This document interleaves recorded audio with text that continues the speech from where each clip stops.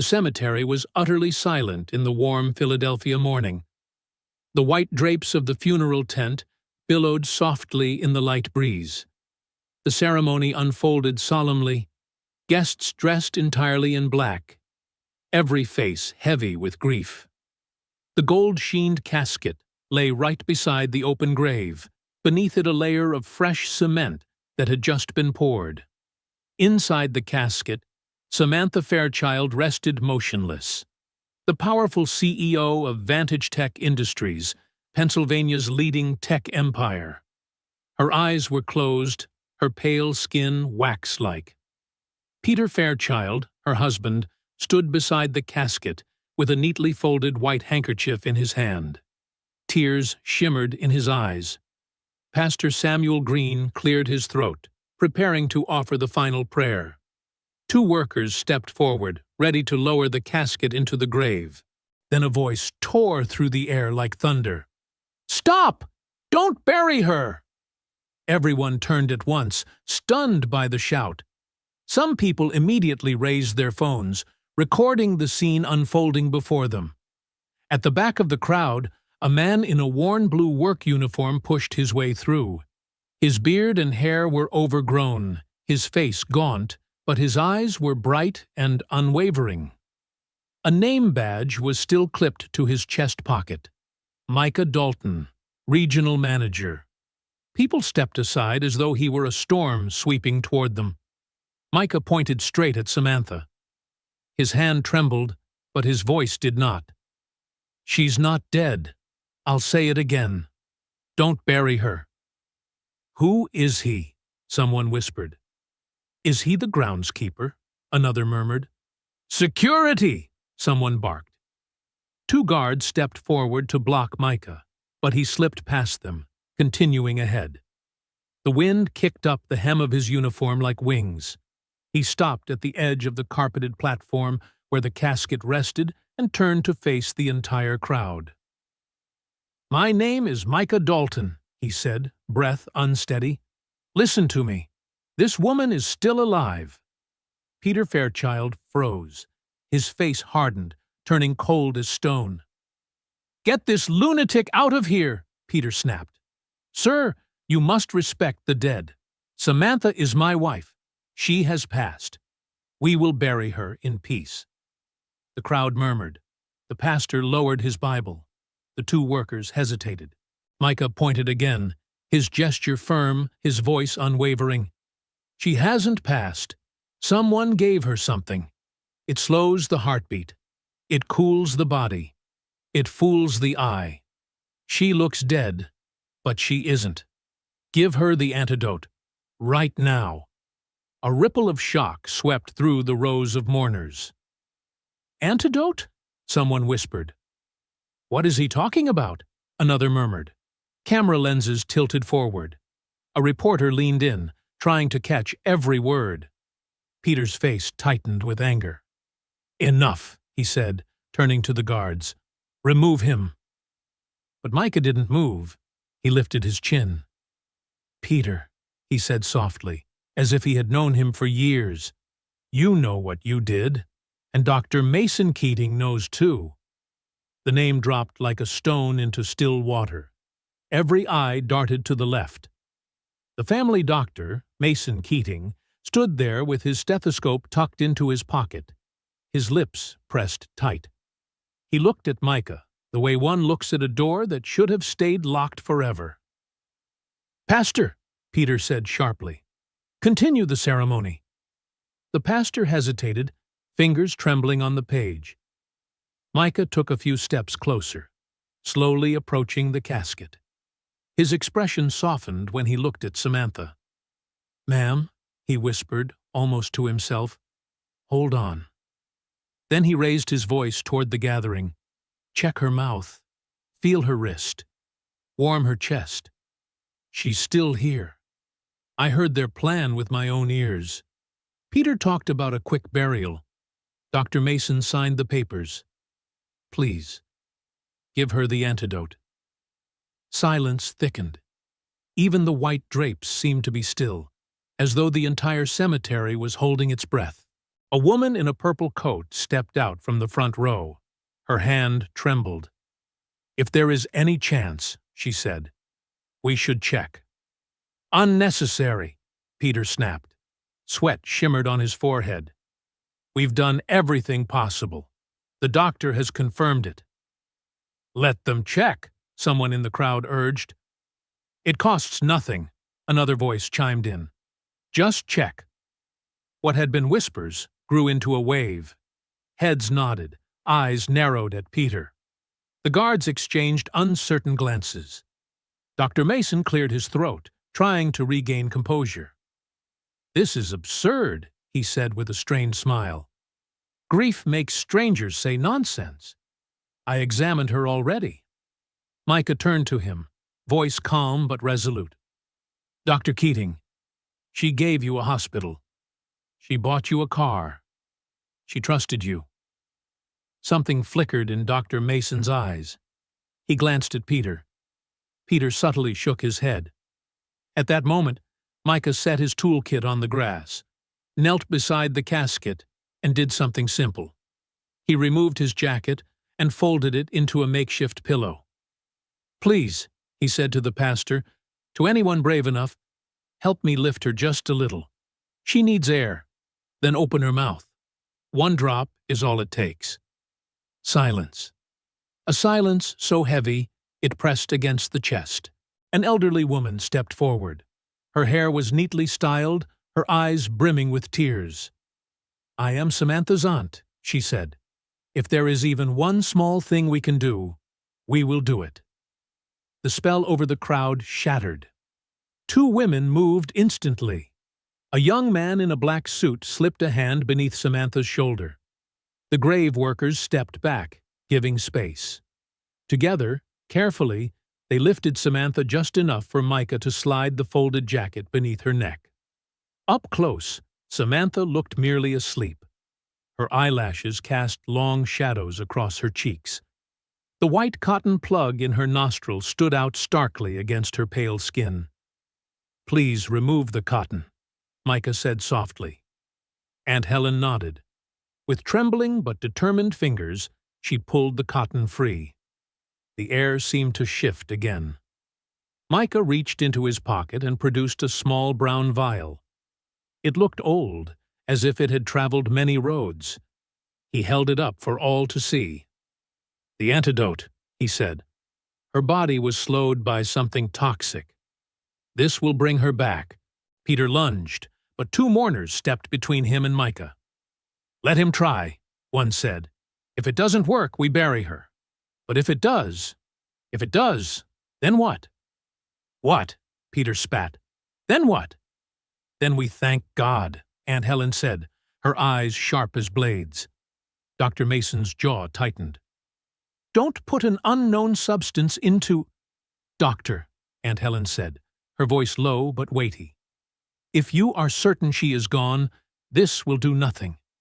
Let him try." Every gaze was fixed on the tiny vial. The sun slipped out from behind a cloud, its light falling over everything, as if an invisible hand had placed it there. On the casket, on the open grave, on the man in the worn uniform who suddenly looked like the last hope any of them had. Before the story continues, if you're watching from somewhere, leave your city in the comments.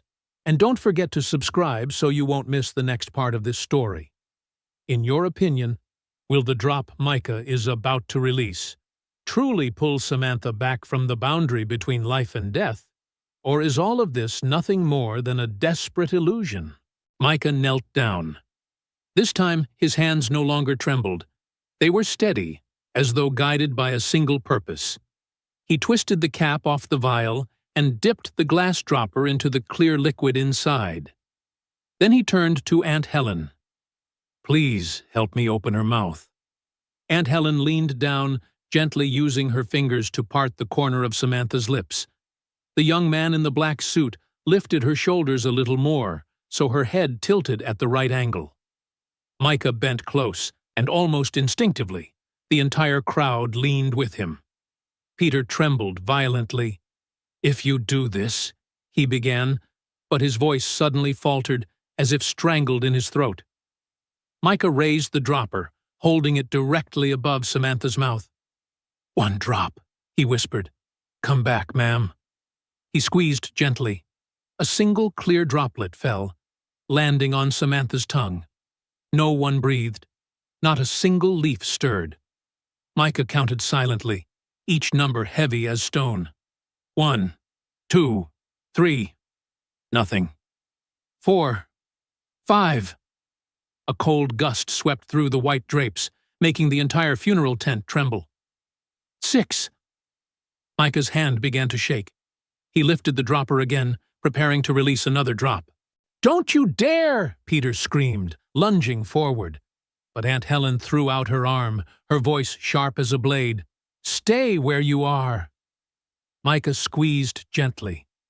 The second drop fell, and in that fragile instant, between the droplet and Samantha's tongue, before it even touched, a tiny sound fluttered from her chest. So faint it could have been the wind, or the memory of a breath. "Was that a cough?" someone whispered, voice hoarse with fear. The drop touched down. Samantha's throat twitched, her lips parted. Then, the air in the cemetery exploded into chaos. Screams, cheers, prayers, and choked sobs blended together. Phones tilted in every direction, recording a scene no one believed they were truly witnessing. Samantha's hand twitched. Then her lips parted, releasing a faint, weak cough. Small, but sharp enough to slice through the chaos like lightning across the sky. Micah instantly leaned closer, his eyes blazing with hope. "She's coming back," he said, his voice trembling yet certain. "I told you, she's alive." Aunt Helen clasped Samantha's wrist, her face brightening like sunlight shattering the dark. "She's warm." "Oh, Lord, have mercy. She's warm again." A woman in the crowd collapsed to her knees, crying and praying, "God is great. God is truly great." But Peter, he felt nothing, his face contorted with rage. And when Samantha's body moved once more, his hand shot into his coat pocket. A small metallic object glinted in the sunlight. Micah froze. "Is that a blade? A syringe? Or something even worse?" "Stay back!" Peter roared, eyes bulging, spittle flying with each word. "She belongs beneath the ground! Do you hear me? Beneath the ground!" Two men in black suits lunged to restrain him, but Peter shoved them aside with a desperate burst of strength. The crowd recoiled. Mothers pulled their children close. The pastor dropped his Bible, his voice cracking in fear. Micah still did not move.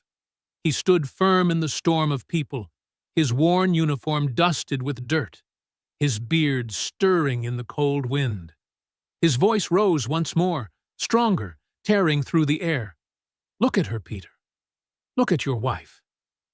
Everyone turned, and they saw Samantha's chest rising and falling, weak but unmistakable.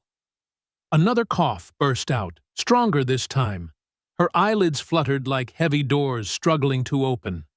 A collective sigh rippled through the crowd, as if they had just awakened from a nightmare. Aunt Helen screamed, her voice breaking apart. "She's alive! She's alive!" Samantha's lips trembled, and a hoarse whisper slipped from her throat. "Why?" She opened her eyes, half-conscious, gazing up at the man before her. Her voice cracked apart, full of pain. "Peter, why?" In that moment, strength drained from Peter like water leaking from a cracked vessel. The metal object slipped from his hand and clattered against the cement with a chilling ring. It was a syringe filled with a murky liquid. The crowd exhaled again, but this time it was the exhale of realization. Security guards rushed in, pinning Peter down despite his wild kicking and screaming. "No! No! She was supposed to go! She was supposed to—" His screams were cut short as they locked his arms. The mask of grief he wore throughout the funeral shattered, exposing raw rage and naked ambition. Every eye turned to Dr. Mason. He had backed away several steps, his face ghostly pale, sweat beading down his temple. I diagnosed based on what I saw, he stammered. I thought she had passed. Micah's voice rang out, sharp as a blade. Lies! You helped him. You signed the death certificate knowing she was still alive. That wasn't medical error. Samantha coughed again, harder. Aunt Helen supported her. Her hair fell forward, her skin slick with sweat. But her eyes, red, fierce, locked onto Peter as if piercing through him. What did I ever do to you? Samantha sobbed. Did I deserve this? Peter lay motionless in the guard's grip. Samantha's voice fractured, each word slicing through the air like a knife. I gave you power. I entrusted you with a division of my empire. I loved you, despite my wealth. And this is how you repay me? The crowd erupted with murmurs. Some people wept. Others shook their heads in disbelief. She turned, her gaze pinning Dr. Mason. And you, she said, voice broken but icy. I built your hospital. I bought your car. I lifted you up when you had nothing. And this is how you repay me? Dr. Mason opened his mouth, but no words came. His silence admitted everything. Samantha swayed. Her strength was fading. Micah lunged forward, catching her with hands roughened by labor, yet strangely gentle. His voice was no longer thunder, but a calming wind. Easy, ma'am. You're safe now. Samantha turned toward him. Their eyes met. In her eyes, wet, fragile, yet burning, he saw gratitude so deep it could break a man. She looked past the tangled beard, the worn uniform. She saw the man who had pulled her back from death's edge. Who are you? She whispered. Why did you do this? Micah lowered his gaze, his voice rough and gravelly. Because I knew the truth. Yesterday I heard him in the car, talking about a quick burial, about silence, about how the empire would be his. I couldn't let it happen. Not again. The mourners leaned in, absorbing every word. Samantha gripped Micah's arm, her breath shaky but growing steadier.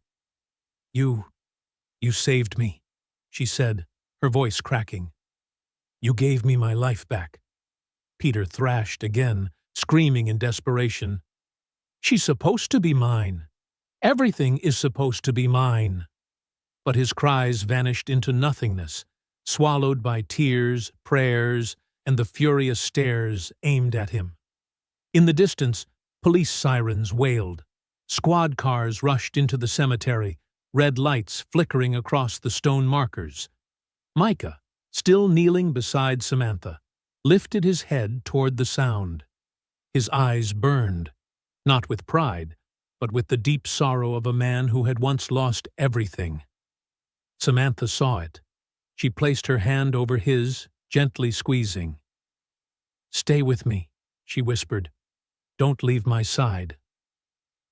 As the police entered the funeral tent, as one chapter slammed shut and another trembled open, Samantha Fairchild, the woman they believed dead, was breathing, and the man who had pulled her back from the grave, the worker the world overlooked, was about to change everything. After the incident, Micah was invited to Samantha's estate. The lights in Samantha's private study cast a warm golden glow, draping soft shadows across the oak bookshelves. Outside the window, Philadelphia sparkled with night lights, but in this room, the world had narrowed to just two people. Samantha poured 2 glasses of red wine and sat across from Micah. He had changed clothes, just a simple white shirt and khaki pants, but the humble air of someone who had weathered storms still clung to him. His hand trembled slightly as he held the glass. Micah, Samantha said gently, you saved my life, but I see something in your eyes, something that has never been spoken aloud. A grief so deep, you think no one can see it. Today, will you share it with me? Micah stared into the wine glass as though searching for courage in its dark crimson. A long, slow silence passed. Then he exhaled, heavy, as if releasing years of weight. "Mrs. Fairchild," he began, voice rasping, "I wasn't always like this." Samantha leaned forward slightly. Her entire soul was focused on every word he was about to say. 7 years ago, Micah said, his eyes distant as if peering through time, I was a software engineer. Not wealthy, but comfortable. I had a wife, Emma, and a little girl named Lily. Eyes as blue as the summer sky. She was my whole world. His voice shook. He paused to swallow the lump in his throat. We lived in a small house in the suburbs. Nothing big, but full of laughter. Lily loved to draw. She drew butterflies, our tiny house, and the three of us holding hands. I put her drawings on the fridge, swapping them out every week. Tears began to fall down his cheeks. Then my company went bankrupt. I lost my job. I applied everywhere, sent out hundreds of resumes. But no one wanted a 40-year-old engineer in a shrinking market. Our savings dwindled. Bills piled up like mountains.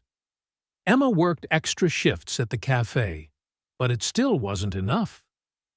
Samantha placed a hand on the table, hesitating as if wanting to comfort him, but not yet daring to touch.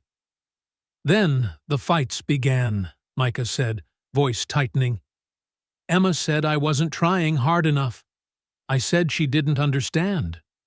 We screamed at each other while Lily sat on the stairs holding her teddy bear, crying. I saw the fear in her eyes, but I couldn't stop. I was sinking too deep. He wiped his tears, his hand shaking. One night I came home from yet another failed interview, and the house was empty. No Emma. No Lily. Just a note on the kitchen counter. His voice dropped to barely a whisper. Micah, I can't do this anymore. I'm exhausted, and there's something I need to tell you. Lily is not your child. I'm sorry. Don't look for us. Samantha inhaled sharply, her hand covering her mouth. I read it 10 times. 20, Micah said, suppressing a sob. I collapsed onto the floor and screamed. The child I rocked to sleep, taught to ride a bike, who called me Daddy in that tiny voice, wasn't mine. He set down his wine glass. His hands were shaking too badly to hold it. I couldn't stay in that house. Every corner reminded me that I had lost everything. Or maybe never truly had anything at all. I stopped paying the mortgage. The bank took it back. I slept in my car. Then the car got towed. Eventually, I slept in parks, under bridges, in alleys. Micah, Samantha whispered, tears in her eyes. I wanted to die, he said plainly. Many nights, I stood on the bridge, looking down at the river, thinking, just one step, and it's over. But I couldn't jump. Maybe I was a coward, or maybe some part of me still wanted to live. Then, 6 months ago, Micah continued, the manager at Oakmont Cemetery needed a night watchman. No resume required. Just show up, keep the grounds safe, and clean up. They gave me a small room in the storage building. Not much, but it was a roof. A reason to go on. He looked down at his hands, calloused, scarred by long, lonely nights. That day, when I overheard Peter and Dr. Keating talking, he said, voice cracking, I was checking the back parking lot. It was dark. They didn't see me. I heard Peter say, the drug worked. She's cold now. Tomorrow. Bury her early before anyone suspects. Samantha gripped her chair tightly. Dr. Keating said he was scared. Peter told him, do it, or lose everything. Micah closed his eyes for a moment. I stood there in the shadows, shaking. If I stayed silent, An innocent woman would be buried alive.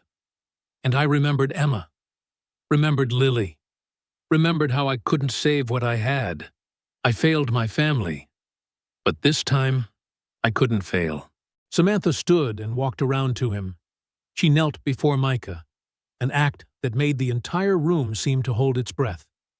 She took his hands and squeezed them. "Micah," she said, voice trembling but strong, "you did not fail. Life failed you. But you didn't give up. You saved me. You gave me a second chance. And now, let me give you the same." He lifted his head, eyes red, voice barely a shadow. "I don't deserve—" "Hush," Samantha said softly but firmly. She placed her hand against his cheek. "You deserve this. And more." They stayed like that. Two people who had been crushed by life in different ways, holding each other's hands, tears mingling. And in that moment, both of them were beginning to heal. 1 week later, the trial of Peter and Dr. Mason began. The courtroom was packed. Every seat taken, every corner filled with faces leaning forward as if terrified of missing even a second of the case that had shaken the entire nation. Outside, television vans lined the street, camera lenses glinting under the sun. Reporters whispered into their microphones, "The billionaire Samantha Fairchild comes back from the dead. Husband and family doctor arrested in shocking plot." Inside, Samantha entered slowly, supported by Micah on one side and Aunt Helen on the other. Her steps still trembled, but her eyes were bright and proud. She wore a simple black dress, not as glamorous as usual, but her presence alone made the entire room fall nearly silent.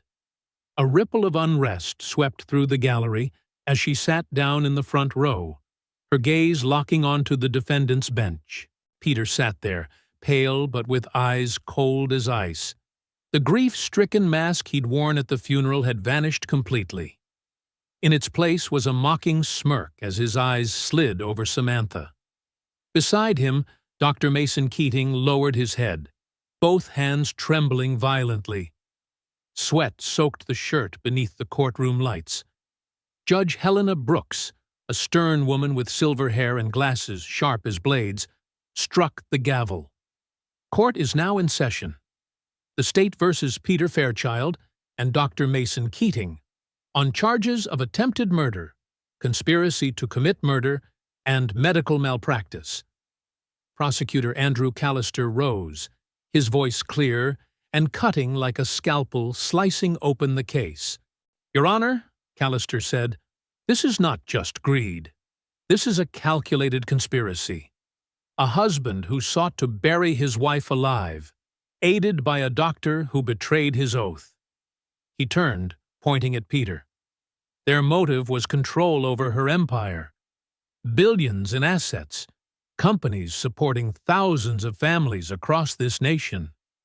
But thanks to the courage of one man, this crime was stopped moments before it was buried in the ground. The crowd murmured. Many eyes turned to Micah, seated beside Samantha. His shirt was clean, his hair trimmed, but the weariness in his face was impossible to hide. He lowered his head, unused to sudden attention. The prosecutor faced Peter again. "Do you deny poisoning your wife with a compound that slows vital functions, making her appear dead? Do you deny ordering the doctor to declare her death prematurely and rush the burial?" Peter leaned forward, his voice icy. "I deny everything. This is a fabrication by a deranged drifter and a woman too weak to understand her own failing health. She was dying. I simply accepted that truth." A painful gasp echoed through the room. Samantha shot to her feet, eyes blazing with fury. "Liar! Look at me, Peter. You poisoned my food. You forced my doctor to sign my death certificate. You intended to bury me while I was alive, like trash." Judge Brooks hammered her gavel. "Order!" But the room remained taut as a snapping wire. Prosecutor Callister lifted a small evidence bag. "Your Honor, this is the substance found in the syringe beside the gravesite. Toxicology confirms it is a paralytic, slowing the heartbeat and making the victim appear dead. Only a trained doctor could verify life signs, and this doctor signed the death certificate." All eyes swung to Mason Keating. He shrank back, his face collapsing. Then he burst into tears, confession spilling out. "I was threatened. He forced me." Peter said, "If I didn't sign, he'd ruin me, my family, and my hospital. I signed because I was terrified." Samantha stared straight at Mason, her voice molten with fury. "Terrified? You let them put me in a casket. You let them lower me into a grave. You betrayed your oath. And you betrayed me." Mason buried his face in his hands, sobbing. "Forgive me. Samantha, please forgive." The prosecutor turned to the judge. "We have the toxin, the syringe, the victim's testimony, and the witness who risked his life to speak the truth." Micah froze as the prosecutor extended a hand toward him.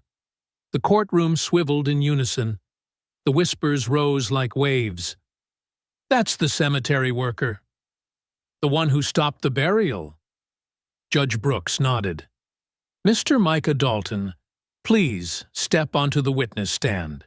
Micah rose slowly, each step echoing through the dead-still air of the courtroom. He stopped at the witness stand, his calloused hands gripping the wooden railing as if to steady himself. The oath was read, and he responded in a low, steady voice, solid as stone. Prosecutor Callister leaned forward. "Mr. Dalton, please tell the court what you witnessed." Micah lifted his head. His eyes swept across the packed room, filled with people waiting to hear the truth. He swallowed, then spoke, not shakily, but heavily, honestly. "The night before the funeral, I was working the night shift at Oakmont Cemetery. Around 11 o'clock, I heard a car stop near the back gate. I went to check."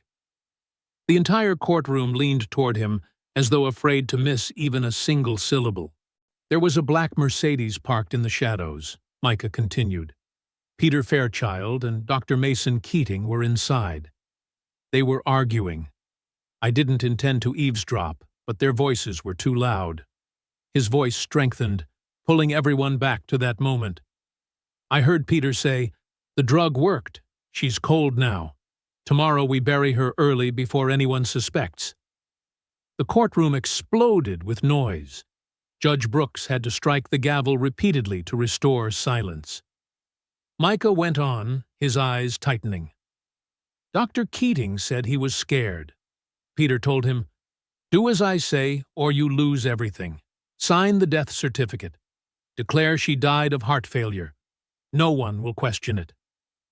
He paused, his voice breaking. "I knew that if I didn't act, they'd bury her alive. So I stayed at the cemetery. When they brought the casket, I begged them to stop. They called me crazy. But I saw her finger twitch. I couldn't let them lower the casket." Tears streamed down his weathered face. "I lost my wife and daughter years ago. I was helpless. But not this time. Not this time." Soft sobs sounded from the gallery. Samantha brought a trembling hand to her mouth and whispered, "God bless you, Micah." Defense attorney Robert Finch shot to his feet, his voice dripping with disdain. "We are expected to believe the word of a cemetery worker? A man who once slept under bridges? How do we know he didn't imagine everything? Or worse, was paid to fabricate it?" Micah tensed, but he did not lower his head. "I may be poor," he said, his voice ringing through the courtroom. "I may have slept on the streets, but I do not lie. I gain nothing by lying. Only the truth needed to be spoken." The room went so silent that one could hear individual breaths. Judge Brooks nodded, her eyes razor-sharp. "The witness has testified with courage. The court will consider his statement, along with all supporting evidence. Peter suddenly slammed his hands on the table. He's lying! They're all lying! But his voice cracked, desperate, hollow, pitiful. Order in the court! The gavel struck again. As the proceedings continued, everyone in the courtroom felt it. The mask Peter had worn for so long had shattered completely. His hunger for power, the empire he had dreamed of stealing, all of it was slipping through his fingers. Meanwhile, the man Peter never once acknowledged at the height of his wealth had become the key to bringing him into the light of justice. Samantha quietly lowered herself onto her seat, her trembling hand reaching for Micah's. He took it, not as victim and savior, but as two lives once crushed by darkness, now finding light in each other. And everyone in the courtroom felt it. This wasn't just Samantha's return from the dead. It was Micah's rebirth as well. The battle for justice was nearly won, but the journey of redemption, and perhaps even the journey of love, had only just begun. The trial lasted for many days. Every morning the courtroom was packed with reporters, business magnates, and ordinary citizens who simply wanted to witness the impossible with their own eyes. Samantha Fairchild alive and fighting for justice herself. Outside, news vans lined 2 full blocks. Cameras followed every step of the witnesses. Journalists whispered into microphones, and headlines blazed across Pennsylvania.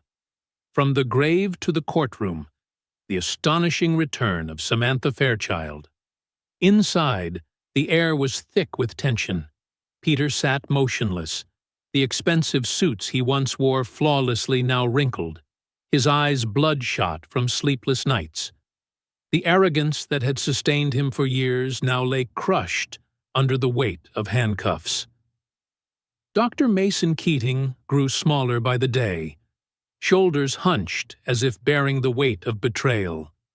He avoided Samantha's gaze, murmuring prayers more than words. His fingers trembled every time another piece of evidence was presented. On the 4th day, the prosecution called a new witness. Travis Powell, Samantha's personal driver, a tall man with honest eyes. He stepped onto the stand, his voice ringing clearly.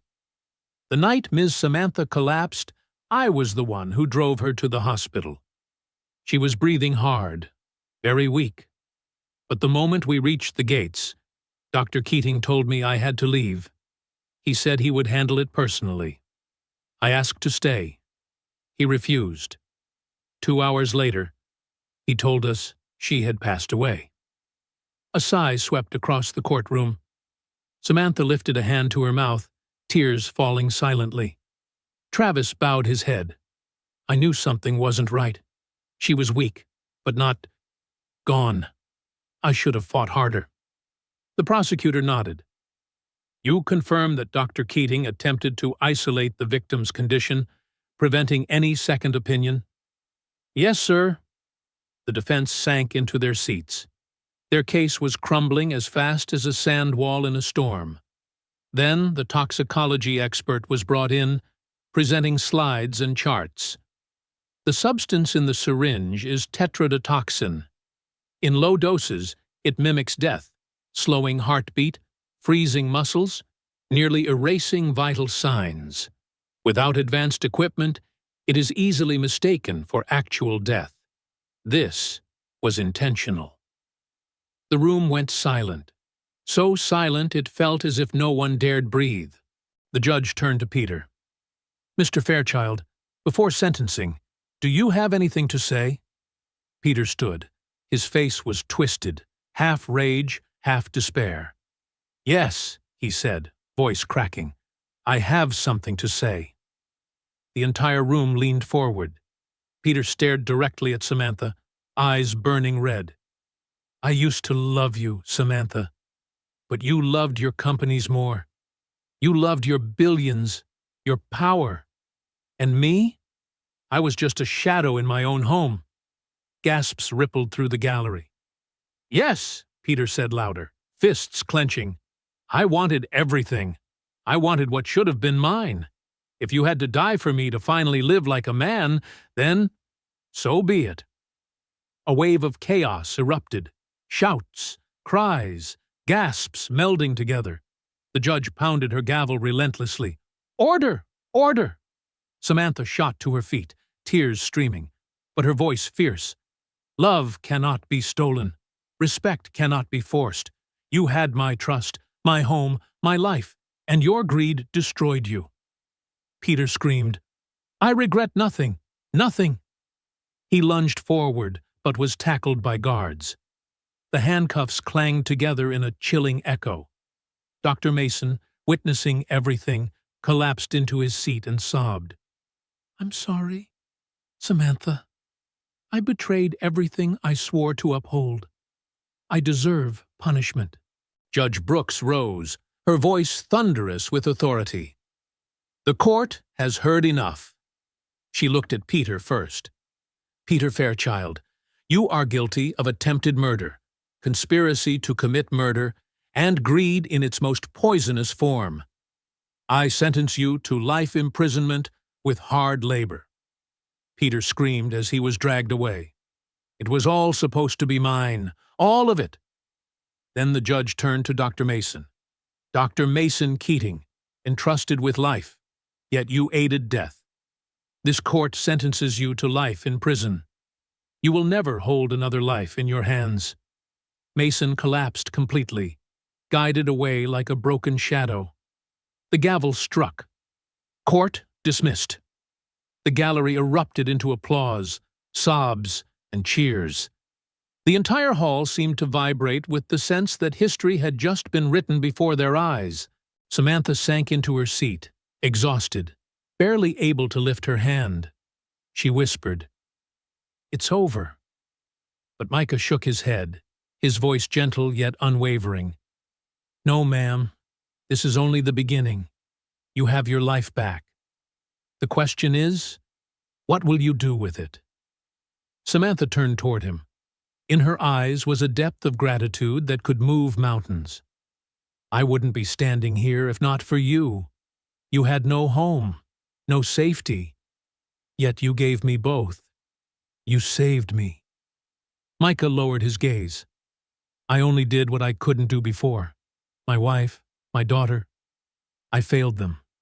But this time, I couldn't fail." Samantha took his hand, gripping firmly. "You didn't fail. You are my miracle."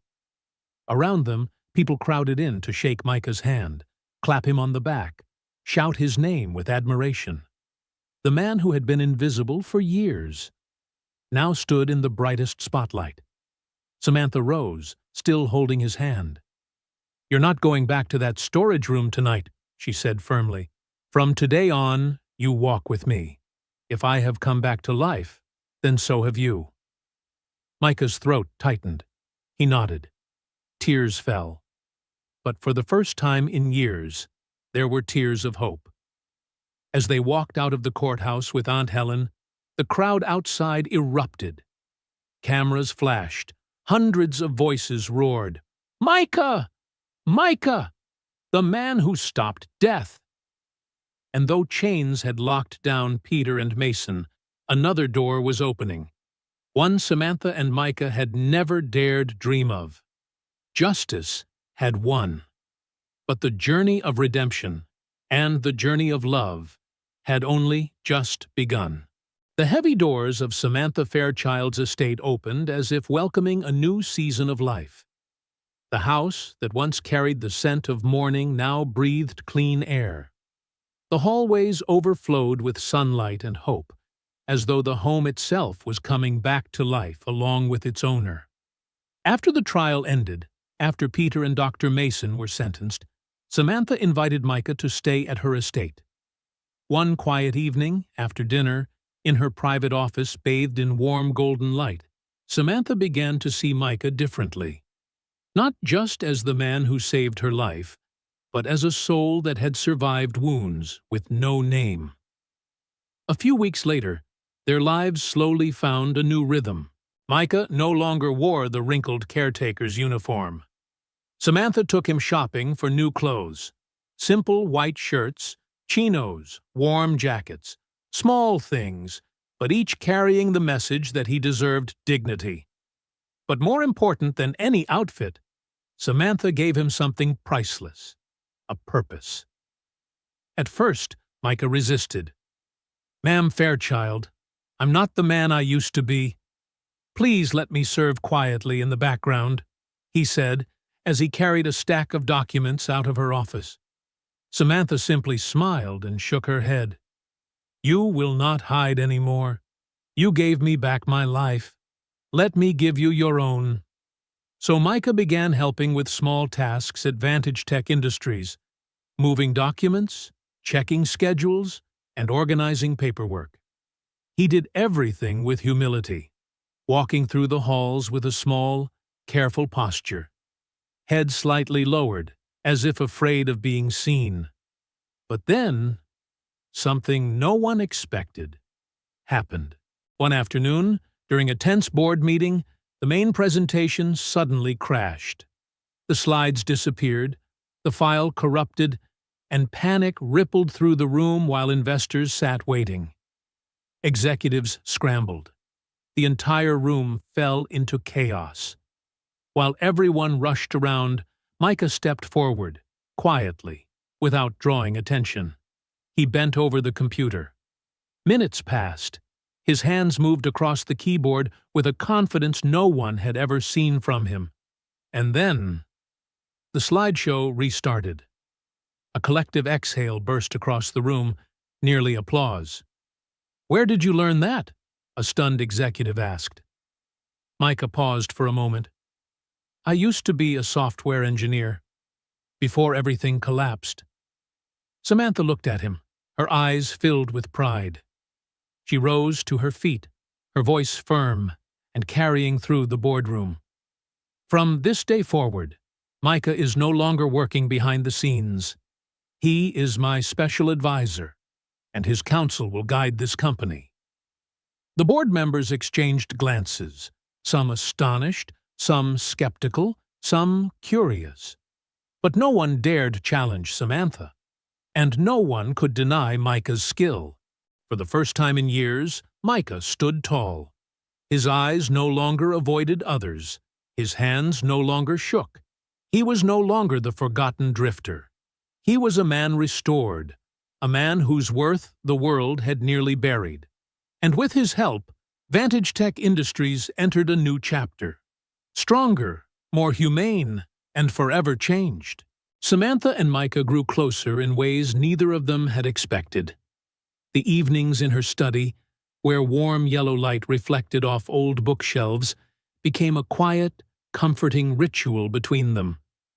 They talked about life, faith, old wounds, and the second chances they never imagined they still had. Samantha admired him in a way she had rarely admired anyone. His unpolished honesty, his quiet wisdom, and a heart so sincere it could cut deeper than any diamond. For the first time since that cruel betrayal, her heart stirred again. And in the stillest nights, Samantha secretly wished that Micah could love her, not as the billionaire woman the world saw, but as a woman trying to learn how to heal. Yet Micah never seemed to notice the longing hidden inside her gaze. He was always respectful, always gentle, always keeping a slight distance, so small, yet impossible to cross. One afternoon, while they were walking through the garden behind the estate, lavender swaying softly in the breeze, Micah suddenly spoke with a rare excitement. "Samantha, I want you to meet someone. Her name is Elena Hayes. She's kind, gentle, and she makes me smile again." Samantha's heart twisted, as if a fist had closed tightly around it. She forced herself to smile even though a wordless ache was rising in her chest. She had hoped, even just a little, something foolish and fragile, that Micah might see her the way she saw him. But reality does not lie. He loved someone else. That night, Samantha cried alone in her room. No one knew. But when the morning light came through the glass panes, she wiped her face, lifted her chin, and told herself, "If he cannot be mine, then I will support his happiness." A few months later, Micah proposed to Elena. He shared the good news with eyes as bright as they had been before the world ever hurt him. And Samantha, with a heart as soft as glass, but a will as strong as steel, smiled so flawlessly that no one could see the cracks beneath the surface. "It would be my honor," she said, as she insisted on sponsoring the wedding. Her voice was warm, sincere. Except, inside, it was a delicate mixture of sweetness and bitterness. A blessing for the man she would never be able to have. The wedding day was beautiful. The garden was covered in white roses, golden drapes fluttering in the breeze like soft ribbons of sunlight. Micah stood tall in a navy suit, his solemnity never more complete than in that moment. His eyes lit up as Elena, gentle in an elegant white gown, walked toward him, each step light as the breath of early morning. Samantha sat in the front row. Her eyes shimmered as she watched the man who once stirred her heart step into a new chapter of his life. Though her heart had once longed for something different, the peace of this moment felt undeniable. When Micah and Elena exchanged vows, Samantha applauded, a sincere smile blooming on her lips. "This is what he deserves," she whispered. "Love, laughter, a new beginning." A few months after Micah's wedding, fate, as if wanting to balance everything, gently placed Samantha on a new path. At a charity gala, she met Jonathan Reeves, a well-known businessman, admired not only for his wealth, but for his humility and compassionate heart. He didn't see Samantha as the powerful billionaire everyone else recognized. He saw a woman who had survived, who had risen from her own grave, and still knew how to give hope. They talked, then they laughed. Then they met more often, and the first thing to return to Samantha's life was laughter. Their friendship slowly, naturally shifted into something deeper, a solace, an understanding, a peace she once believed she would never feel again. When Jonathan proposed a few months later, Samantha said yes, with a heart completely open. On her own wedding aisle, on her own wedding day, Samantha walked forward with the radiant beauty of a woman who had passed through darkness, yet still chose the light. In the front row, Micah and Elena sat side by side, newlyweds themselves but filled with pride, clapping as she approached the groom. This time, there were no tears of longing, no hidden pain, only gratitude, and the certainty that every path they had walked, no matter how winding, had led them exactly where they belonged. A year later, life blossomed again in the most beautiful sense of the word. Micah and Elena welcomed a healthy baby boy whom they named Daniel. Around the same time, Samantha and Jonathan celebrated the birth of their little daughter, Sophia, a gift Samantha once believed she would never have the chance to receive again. One golden evening, as sunset poured honey across the gardens of the Fairchild estate, they gathered together. Micah held Daniel in his arms, gently rocking him with the rhythm of a father who once thought he would be lost forever. Samantha pressed Sophia to her chest, resting the baby's warmth against her cheek, as if trying to imprint every fragile, perfect second. When their eyes met, tears rose quietly, not from pain, but from the miracle that they were still here, still breathing, still hoping. They remembered everything. The death that nearly claimed them, the betrayal that nearly buried them both in despair. But now, they were surrounded by laughter, by little feet kicking into the air, by the promise of the future cradled in tiny, innocent hands. Micah lifted his glass of wine, the last light of day reflecting in his eyes. From ashes to dawn, he said softly, yet with absolute conviction. Samantha smiled, her heart trembling as if reborn once more.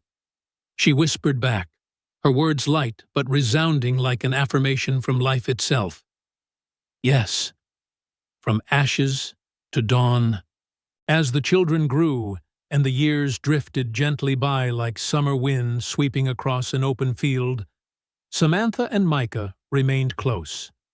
Not as lovers who had missed their chance in this lifetime, but as two souls forged by fire. They had walked through death and found life again. They had faced betrayal and discovered redemption. They had stood at the darkest edge of despair, only to realize that light had been waiting for them on the other side.